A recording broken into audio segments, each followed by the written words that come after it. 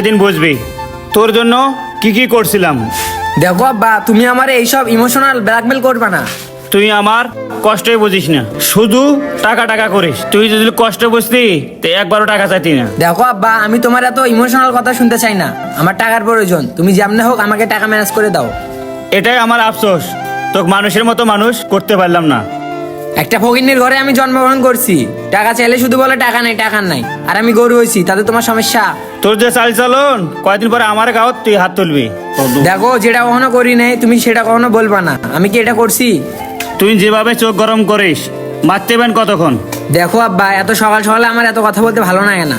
আমার 500 টাকার প্রয়োজন, 500 টাকা দাও।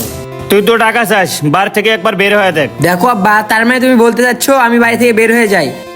বের হয়ে গেলাম, আসলাম না আর বাড়িতে, তাতে কি হবো?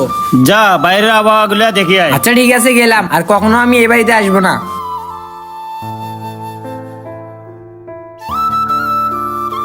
ছেলেটা তো বাসা থেকে রাগ করে চলে গেল, জানি না কই থেকে কোথায় যায়। ওর সাথে এমন করে কথা বলা ঠিক হয়নি।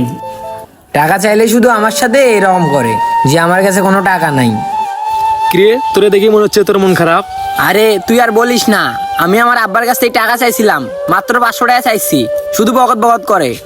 এর লাগে আমার মন খারাপ। হয়তো বা তোর বাবার কাছে টাকা নেই, তার জন্য দিতে পারে নাই। সামান্য 500 টাকা নাই মানে? আমি তো